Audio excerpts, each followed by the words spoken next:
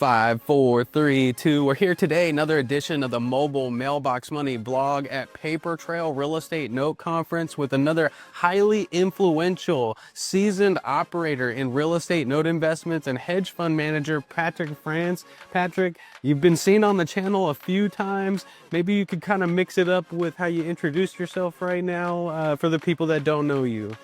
Well, thank you very much, Alden Guajardo. Yeah, no, this is great for me to be on your show. I love it.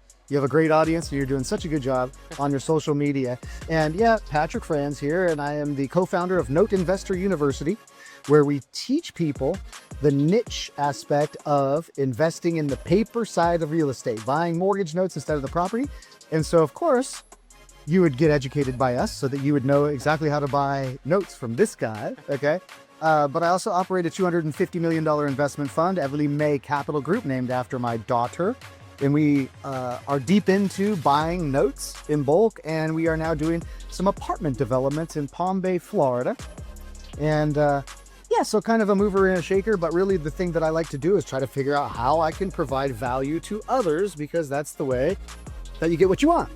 Absolutely.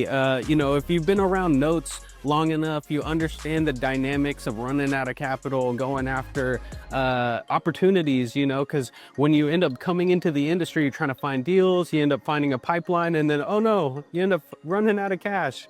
You know, how does that pivot for a note investor? You know, how do you help someone with that hardship, you know, running out of money, buying great cash flowing assets, wanting to go after more? What would you have to say about that?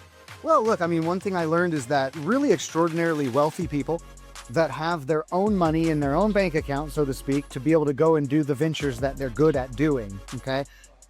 They don't use their own money to do those things, even though they have enough money to do it. So what I like to tell people is it doesn't matter whether you have a lot of money or you don't have much. Still utilizing your skills and expertise as your value and offering opportunity to others who want to have a financial benefit by riding on your coattails because you have the connections, the expertise, and the know-how to push these kind of deals across. So you don't have any need ever, essentially, whether you have a lot of money or a little bit, you don't really have any need to use your own money when you have the skills and the expertise in certain asset classes. You know, OPM, you know, leveraging relationships with your expertise at the end of the day. I think diversification right now is more important than ever, and being an individual in notes and some multifamily development, you know, providing extreme value out in the market. What would you have to say for an individual that's been sitting, waiting for maybe interest rates to come down, or, you know, really kind of scared with money in a money market account or low yield savings account? You know, how would you encourage them right now to maybe take on an opportunity given the scarcity and, you know, people just sitting back with their hands in the air? Well, in fact, good point you made there. Good question you pose. And I say this, I would be afraid of that. If I were them, I would be afraid of sitting on the sideline. I would be afraid of having my money subject to market volatility. I would be afraid of having very low returns that are getting eaten up by inflation anyways. So I would be more afraid of that than I would be stepping into something like we do, which is to put your money in a real estate backed promissory note, because there's a few differences here. One of the differences is that you have a contractual return.